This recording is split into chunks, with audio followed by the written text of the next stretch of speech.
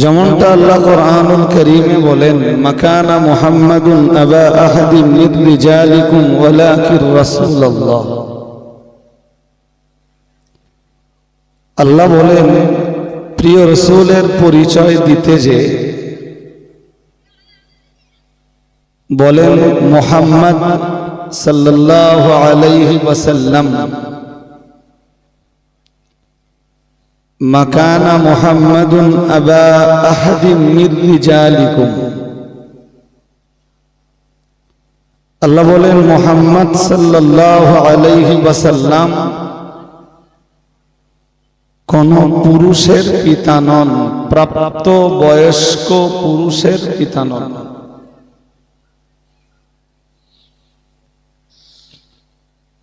পরে আরেকটা কথা বলেছেন, ওয়ালাকির রাসূলুল্লাহ। তবে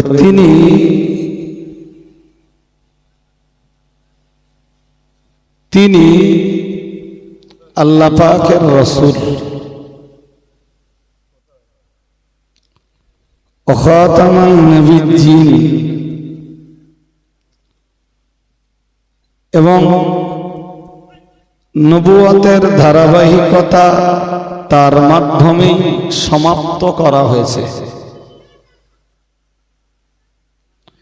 তিনি নবীদিগের শেষ নবী। দেখুন কোরআন শরীফের এই যে আয়াতে কারিমাটি রয়েছে, বাহ্য দৃষ্টিতে দেখলে এটা মনে হয় যে আয়াতের প্রথম অংশের সাথে দ্বিতীয় অংশের কোনো সম্পর্ক নেই। কারণ প্রথম অংশের বক্তব্য মুহাম্মদ সাল্লাল্লাহু আলাইহি ওয়াসাল্লাম কোন পুরুষের, প্রাপ্তবয়স্ক পুরুষের বাবা নন। আর দ্বিতীয় অংশের বক্তব্য তিনি আল্লাহ পাকের রাসূল। যদিও আয়াতটির নির্দিষ্ট শানে নুজুল রয়েছে, আমি আয়াতটির অবতরণের প্রেক্ষাপট বলে সময় নষ্ট করছি না, শুধু এতটুকু বলাই আমার উদ্দেশ্য।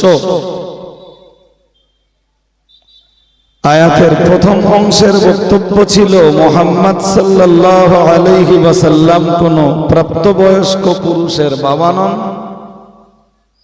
আর আয়াতের শেষ অংশের বক্তব্য হলো তিনি আল্লাহ পাকের রাসূল। এবারে যদি আমরা একটা হাদিস নিয়ে ভাবি, যে হাদিসটাতে রাসূল করিম সাল্লাল্লাহু আলাইহি ওয়াসাল্লাম বলেন, কুল্লু নবিয়্যিন আবুল লি উম্মতিহি। রাসূল বলেন প্রত্যেক নবী তার উম্মতের পিতা। প্রত্যেক নবী বা প্রত্যেক রাসূল তার উম্মতের পিতা। তো এই কথাটাকে নিয়ে ভাবলে তখন এর নিট ফল দাঁড়াবে যে হযরত মুহাম্মদ সাল্লাল্লাহু আলাইহি ওয়াসাল্লাম কোন প্রাপ্তবয়স্ক পুরুষের জন্মদাতা পিতা না হলেও নবী এবং রাসূল হিসাবে তিনি সকল উম্মতের রূহানি পিতা। সুবহানাল্লাহ বলুন, আরেকটু মন খুলে বলুন। আমি শুরুতে ওই কথাটাই বলেছি যে আজকের যে মানুষটিকে কেন্দ্র করে এই মজলিস আয়োজিত রহমানিয়া স্মৃতি সমাবেশ, মরহুম মগফুর হাফেজ শামসুর রহমান সাহেব রাহিমাহুল্লাহ তাআলা, তিনি আমরা এখানে যারা এসেছি আমাদের অধিকাংশের জন্মদাতা পিতা নন। কিন্তু আমি পরে একটা কথা বলেছি যে পিতা দুই ধরনের হতে পারে, এক জন্মদাতা পিতা আর এক বলুন রূহানি পিতা।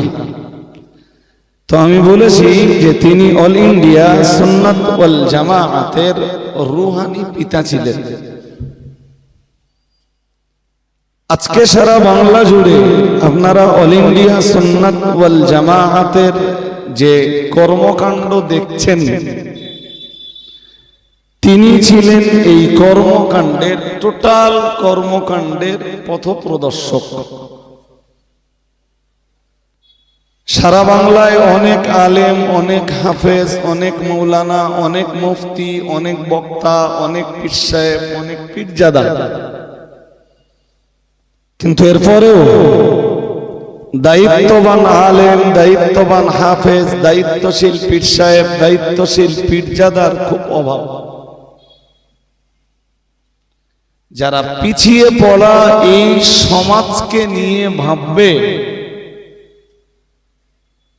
যারা এই পিছিয়ে পড়া মুসলিম কমিউনিটিকে নিয়ে ভাববে, এই জাতীয় আলেম, হাফেজ, মৌলানা, পীর, পীর সাহেব, পীরজাদা, হুজুরের সংখ্যা খুব নগণ্য।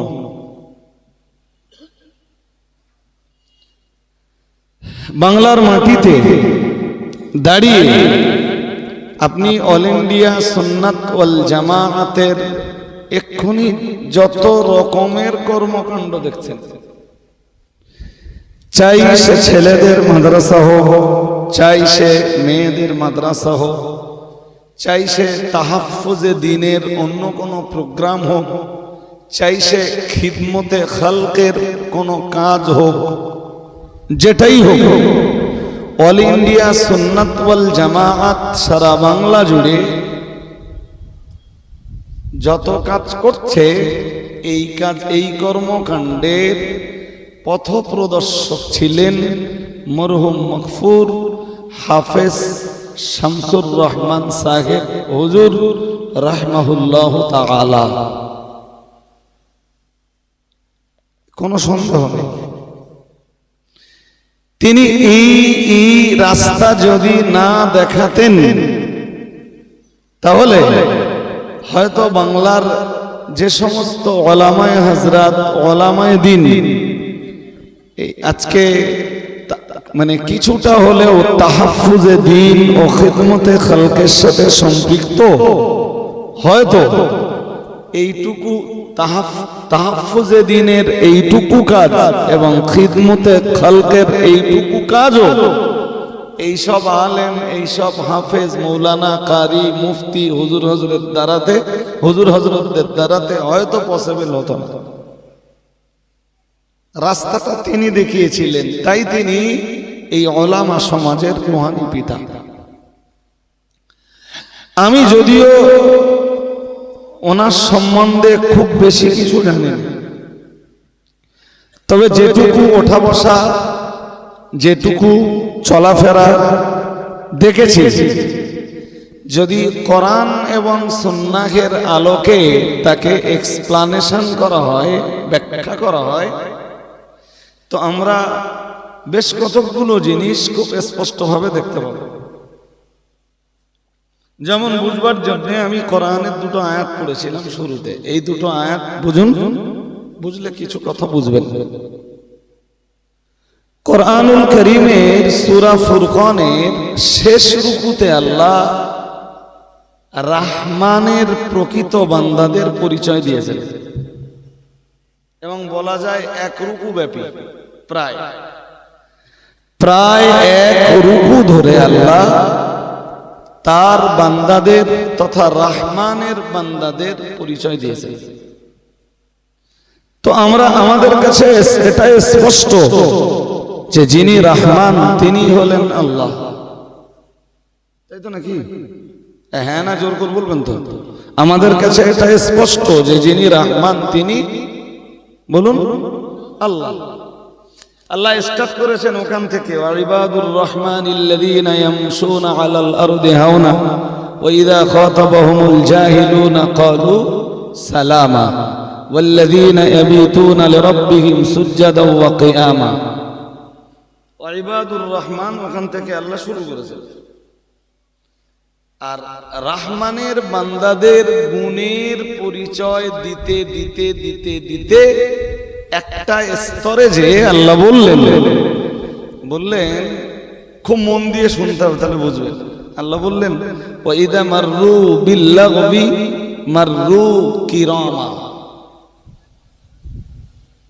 আমি আরেকটা আয়াত পড়েছি, সেটাও বলবো, সেটা সূরা মুমিনুন থেকে। আল্লাহ বলেন ওয়াল্লাযীনা হুম আনিল লাগবি মুরিদুন। তা সূরা ফুরকান থেকে যে আয়াতটা পড়েছি সেটা আগে বলে নেই। আল্লাহ এই আয়াতে বলেন, আর রহমানের বান্দাদের আর একটা গুণ হলো, রহমানের বান্দারা যখন এমন কোনো পরিবেশ বা এমন কোনো কন্ডিশন বা এমন কোনো পরিস্থিতির সম্মুখীন হয়, যে পরিবেশে যে মহলে লঘু কাজকাম চলছে অথবা লঘু কথাবার্তা চলছে। আমার কথা কি বুঝতেছেন না মন অন্যদিকে আছে? এই আয়াতটা বুঝবেন, তাহলে মানুষটাকে চিনবেন। একটা মানুষকে চিনতে গেলে তাকে দেখতে হবে কোরআন এবং সুন্নাহের, কোরআন এবং হাদিসের আয়না। যে কোনো মানুষকে কোরআন এবং হাদিসের আয়না দিয়ে দেখলে মানুষটার স্বচ্ছতা কতটা, পরিচ্ছন্নতা কতটা, মানুষটার জীবনের পবিত্রতা কতটা, মানুষটা কতটা মান্যবর, মানুষটা মানুষের জন্য মডেল হতে পারেন কিনা, এগুলো পুরো স্পষ্ট হয়ে যায়। দেখুন আজকের সমাজে হুজুর বলে জিন্দাবাদ দেওয়ার লোকের অভাব নেই, পীর সাহেব কেবলা বলে জিন্দাবাদ দেওয়ার লোকের অভাব নেই।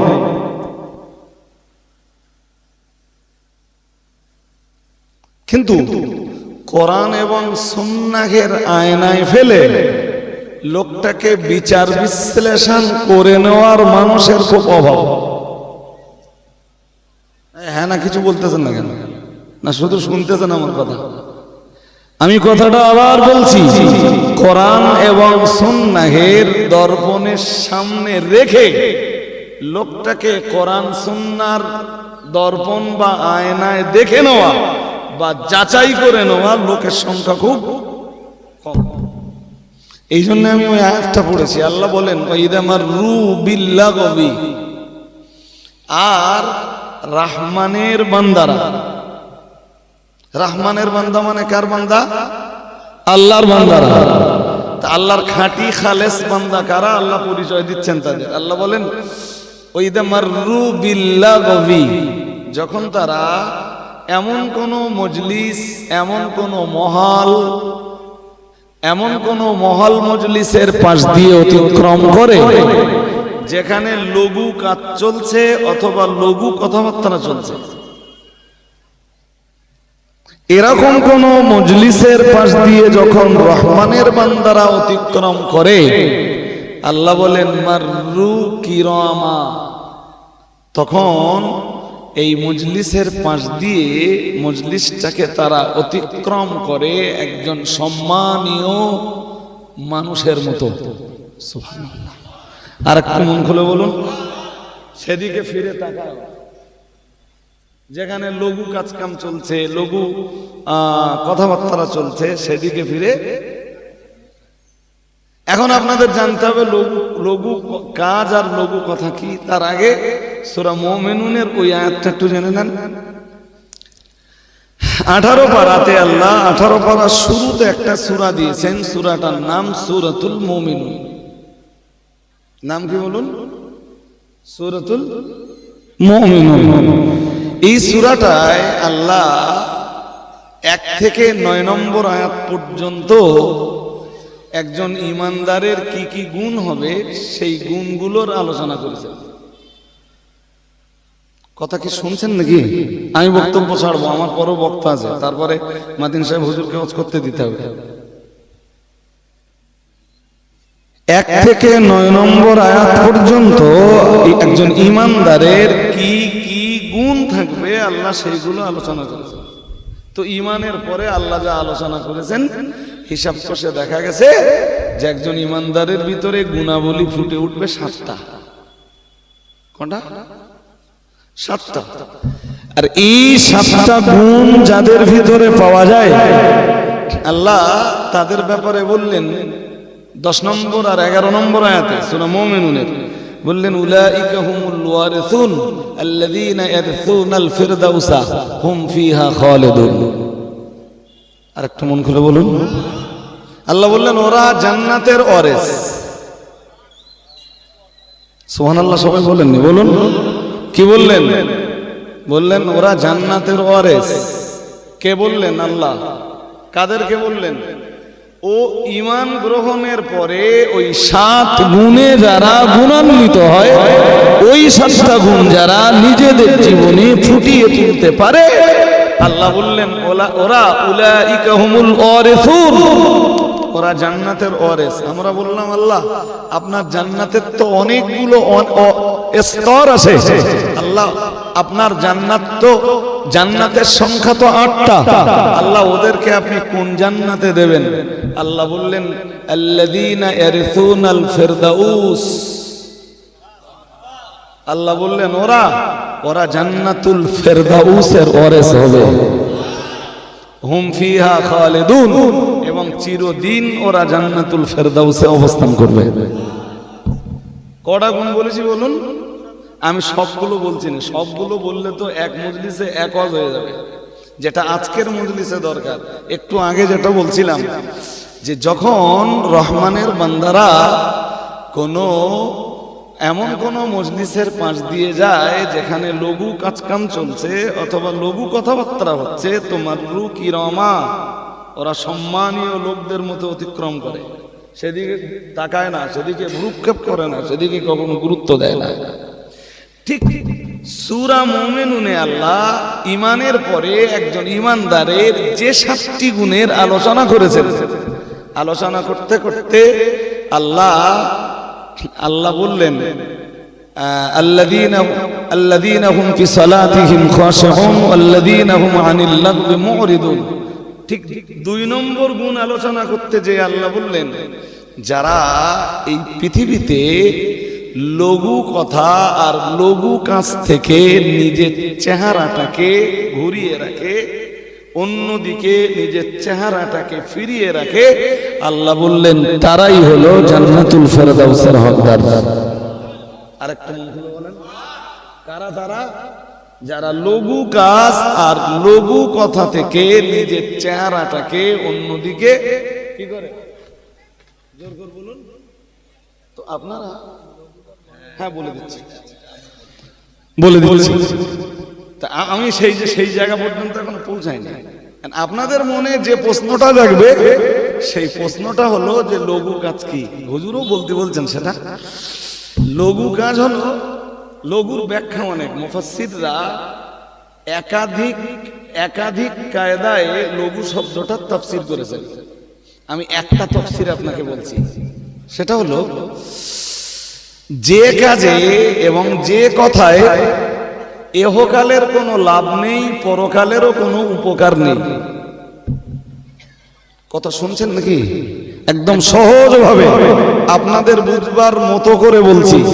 যে কাজে এহকালেও কোনো লাভ নেই, যে কথায় এহকালের কোনো লাভ নেই, পরকালেরও কোনো উপকার নেই, সেই কাজকে বলা হয় লঘু কাজ এবং লঘু কথা। এর আরো ব্যাখ্যা আছে, আমি সে ব্যাখ্যা দিচ্ছি না, শুধু যেটুকু দরকার ওইটুকু নিয়ে বাড়ি যান, কাজে লাগবে ইনশাআল্লাহ। লঘু কাজ কি? যে কথায় এহকালের লাভ নেই, পরকালেরও কোনো উপকার নেই। কথাও হতে পারে, কাজও। ধরুন চায়ের দোকানে বসে সারাদিন পড়ে বগর বগর, এহকালের কোনো উপকার আছে? কথা বলে। পরকালের কোনো উপকার আছে? হ্যাঁ, এবার বুঝুন।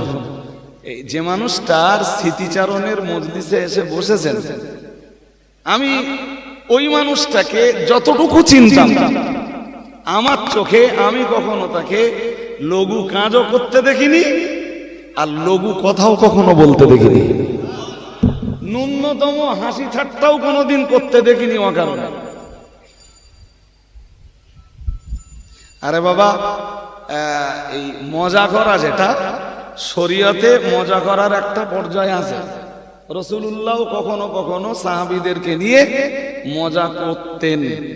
মজা করার বৈধতার একটা পর্যায় আছে, ও ক্ষেত্র আলাদা, কিন্তু অবৈধ যে পর্যায়গুলো, যে মানুষটা স্মৃতিচারণের মজলিসে আপনারা এসেছেন, আমি আমার জীবনে যেটুকু মিশেছি, যেটুকু তাকে চিনেছি, আমার লাইফে আমি কখনো তাকে না করতে দেখেছি কোনো লঘু কাজ, আর না বলতে দেখেছি কোনো লঘু কথা। অথচ কত পীর নামীয় ব্যক্তির দরবারে যাবেন, কত পীরজাদা নামীয় ব্যক্তির দরবারে যাবেন, হুজুরে আলার দরবারে যাবেন, কত মহান ব্যক্তির দরবারে যাবেন, যে দেখবেন ঠাট্টা চলছে, পাখামি চলছে, অকারণে আড্ডা চলছে।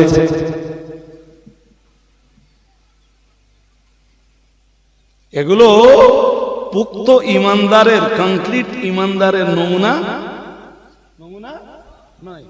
এবং কখনো এটাও দেখেছি যে আপনারা যে মানুষটা স্মৃতিচারণের মজলিসে এসে বসেছেন, এই আলেম সমাজকে যদি একটু হাসি ঠাট্টা করতে দেখতেন, সঙ্গে সঙ্গে বকাঝকা করতেন অ্যাজ এ গার্জিয়ান। কথা শুনছেন নাকি? হ্যাঁ, হাসি ঠাট্টা যারা করছে তারা হয়তো কেউ আলেম, হয়তো কেউ হাফেজ, হয়তো কেউ মুফতি, হয়তো কেউ মাওলানা, একটু করতে দেখলে বকাঝকা করতেন। এবং এ কথা আমার চাইতে মুফতি সাহেব, মাদিন সাহেবরা আরো অনেক ভালো জানবেন। আমার কথা কি বুঝতেছেন নাকি? ভাই, ওটা গেল তো এক পর্যায়ে। আর একটা পর্যায়ে আমার জীবনে, আমার চোখে যেটা দেখা, সেটা হলো ধরুন সাংগঠনিক কোন এক পর্যায়ের আলোচনা চলছে, তো ধরুন যদি গরমের সময় ধরি, তা এখন ধরুন আসরের রক্ত হচ্ছে 4টের পরে, মানে জোহরের নামাজের লম্বা সময়। তা ধরুন 2টো বেজে গেছে, তখনও জোহরের নামাজ পড়া হয়নি।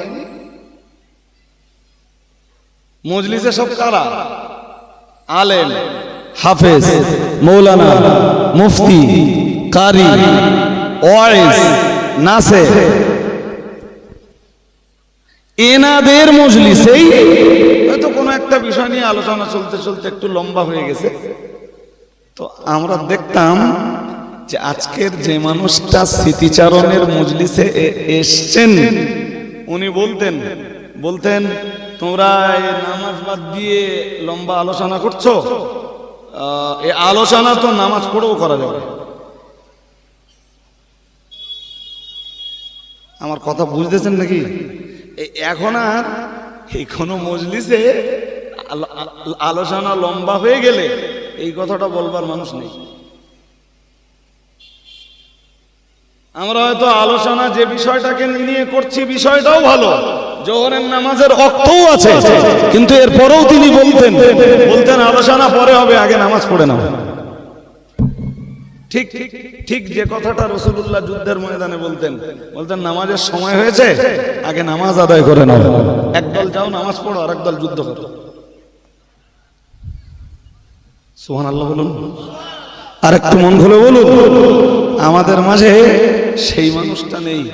এই কারণেই বলেছি যে তিনি অল ইন্ডিয়া সুন্নাত ওয়াল জামাআতের আলেমদের, আঞ্জুমানে ওয়াইজিনের বক্তাদের, শুধু তাই নয়, জি তাই নয়, বরং আরেকটা এগিয়ে বললে বলা যায় তিনি ছিলেন অল ইন্ডিয়া সুন্নাত ওয়াল জামাআত ভুক্ত মানুষ যারা, তাদের রুহানি পিতা। আমার কথা কি বুঝতেছেন? আমরা আজকে বসেছি জাস্ট ন্যূনতম কৃতজ্ঞতা প্রকাশ করতে। ন্যূনতম বলুন, এই যা করছি আমরা, এতে ন্যূনতম কৃতজ্ঞতাটা প্রকাশ হয়, ফুটে ওঠে। যাক, আমি বক্তব্য ছাড়বো, একদম শেষ পর্যায়ে আপনাদের যে কথাটা বলবো খুব মন দিয়ে শুনতে হবে। সেটা হলো, যদিও আমি ওনার মৃত্যুর বিছানায় ছিলাম না, তবে যেটুকু শুনেছি, দেখবেন যে এই পৃথিবীতে কিছু মানুষের মৌত হয়, তো ধরুন মৌতের আগে এক সপ্তাহ, 15 দিন, 20 দিন, 25 দিন, কেউ 1 মাস, কেউ 3 মাস বিছানায় পড়ে থাকে এবং মানুষের কাছে আস্তে আস্তে বোঝা হয়ে ওঠে। হ্যাঁ না বলবেন তো? একটা লোক যদি 3 মাস বাড়িতে পড়ে থাকে বিছানা আর বিছানা, তা সে কি বেঁচে থাকা লোকের কাছে কি? যদিও ছেলেরা বলছে, মেয়েরা বলছে আব্বা এখনো বেঁচে থাক, এরপরেও সে কিন্তু বেঁচে থাকা মানুষদের কাছে একটা বোঝা। আবার আমি এটাও দেখেছি কিছু মানুষের এমন মৌত, জীবনের শেষ ওয়াক্তের নামাজটাও দাঁড়িয়ে পড়ছেন, শুধু দাঁড়িয়ে না, জামাতবদ্ধভাবে পড়ছেন। শেষ ওয়াক্তের যে ফরজ নামাজ, সেটা জোহর হতে পারে, আসর হতে পারে, মাগরিব হতে পারে, এশা হতে পারে, ফজর হতে পারে, কি জুমা হতে পারে, দেখেছি যে শেষ ওয়াক্তের নামাজটাও কি দাঁড়িয়ে এবং জামাতবদ্ধভাবে পড়তে। আমি এমন মৃত্যু দেখেছি যে জুমার নামাজ পড়েছে, জুমার নামাজ পড়ে বলছেন আমার শরীরটা না ভালো লাগতেছে না, আমি আমার বাড়ি নিয়ে চল। তো ওই প্রতিবেশীরা হোক, ছেলেরা হোক, ধরে বাড়িতে নিয়ে গেল, আর বাড়িতে যাওয়ার একটু পরে মৌত হলো। হিসাব কষে দেখা গেল যে লোকটার জীবনের ঈমান আর আমলের ঘাটতি বলে কিছু ছিল না। ঠিক এই লোকগুলোর মৌত এইভাবেই হয়। হাদিসে কি আসছে জানেন? হাদিসে আসছে, নবীজি বলেন ফাতাখরুজু, রূহটা বেরিয়ে যায়, তাসিলু কামা তাসিলুল কাতরা মিন ফিস সিকাই, সাদাকা রাসূলুহুন নবিয়্যুল কারীম। এখানে ফি মানে মুখ। একটা বোতলের, ধরুন বোতলটা ভর্তি আছে পানি, পানি ভর্তি একটা বোতল আছে, তো রাসূল বলেন যে একটা বোতলের মুখ খুলে দিলে, বোতলের মুখ খুলে দিলে যেমন খুব সহজে পানি বেরিয়ে আসে, রাসূল বলেন এই ভালো মানুষগুলোর মৌত ঠিক ওই রকম কন্ডিশনেই হয়। আরেকটু মুখ খুলে বলেন কিরকম কন্ডিশনে বলুন দিন। একটা বোতলে পানি ভর্তি আছে, মুখটা খুলে দেওয়া হলো, পানি পানি বেরিয়ে গেল, রাসূল বলেন ভালো মানুষগুলোর মরণ ঠিক ওইভাবেই হয়। মনে হয় জানো যে শুধু বোতলের মুখটা খুলে দেওয়া হয়েছে। আর কি হয়, রাসূল ওর আগের কিছু কথা বলেছেন। আল্লাহর হাবিব বলেন ইন্নাল আবদাল মুমিনা, যখন কোন মুমিন ব্যক্তি দুনিয়া থেকে বিদায়ের এবং আখিরাতের দিকে পাড়ি দেওয়ার সময় আসে,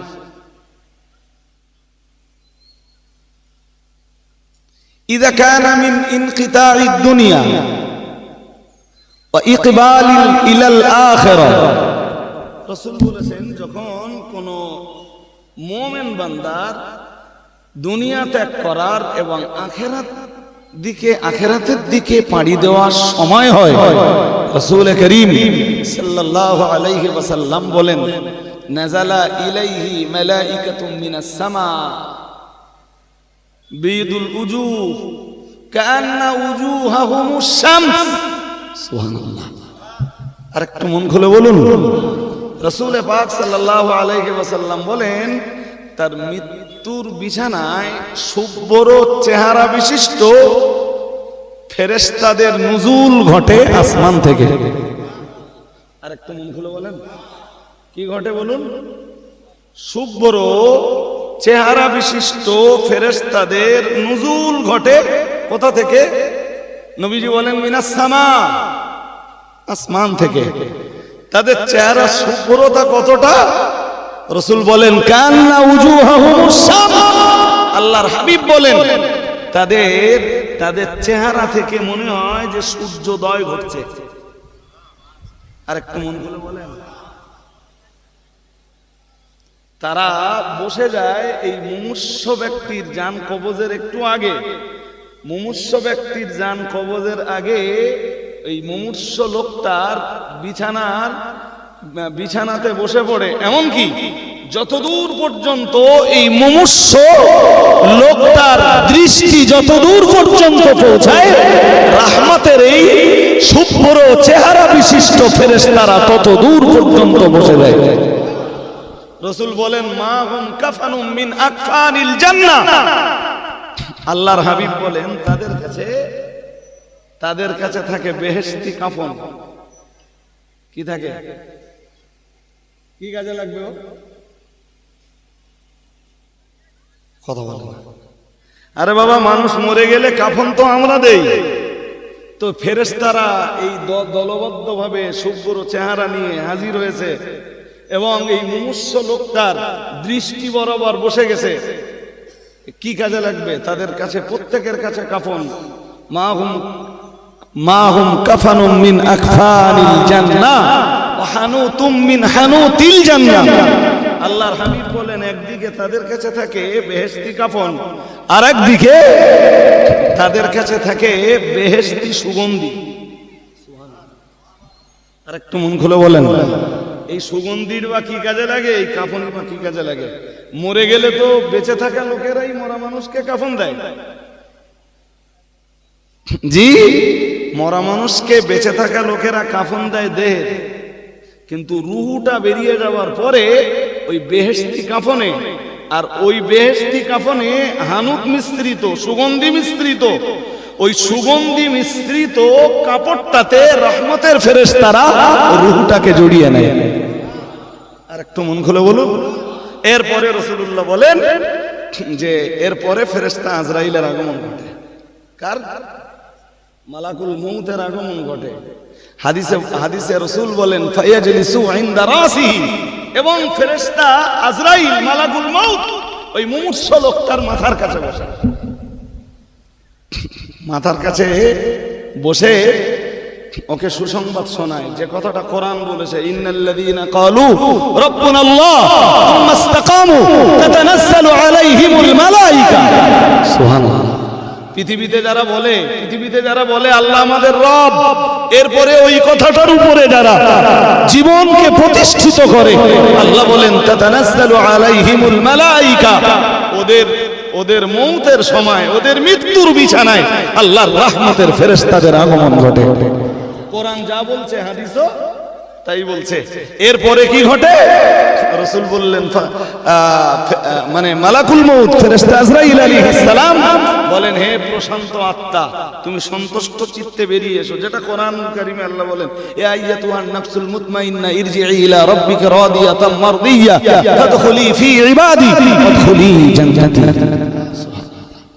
আমার এসব কথা ব্যাখ্যা করে বলবার অবকাশ নেই, শুধু বিষয়টা ধরিয়ে দিচ্ছি। রাসূল বলেন সেই সময় কি ঘটে? আল্লাহর হাবিব বলেন ফাতাখরুজু তাসিলু কামা তাসিলুল কতরাতু মিন ফি সিকাই। আল্লাহর হাবিব বলেন একটি বোতলের মুখ খুলে দিলে বোতল থেকে পানি পড়তে যেমন কোনো অসুবিধা হয় না, যেভাবে পানি পড়ে, রাসূল বলেন দুনিয়ার এই ভালো মানুষগুলোর জান ঠিক ওইভাবেই কবজ হয়। আর একটু মন খুলে বলুন। আমি যতদূর জানি যে আজকে যে মানুষটার স্মৃতিচারণের মজলিসে এসে বসেছেন আপনি, জি, জীবনের শেষ রাতের তাহাজ্জুদের নামাজটাও তিনি আদায় করেছেন। আর একটু মন খুলে বলুন, কি কি সিমটম পাচ্ছেন, কি নমুনা পাচ্ছেন, ভালো না খারাপ? এই বেডে শুয়ে 3 মাস নামাজ নষ্ট, জানি না যে 3 মাস নামাজ নষ্ট হচ্ছে। এরকম দৃষ্টান্ত কম আছে? কথা বলে না, কম আছে? অথচ জীবনের শেষ রাতের তাহাজ্জুদের নামাজটাও আদায় করছেন এবং মউতটাও হচ্ছে ঠিক ওই রকম মউত যেমনটা ১৫০০ বছর আগে রাহমাতুল লিল আলামিন ঘোষণা দিয়েছেন। আল্লাহ তার রূহানি নেক দোয়া আমাদের নসিবে কবুল করুন, বলুন আমিন।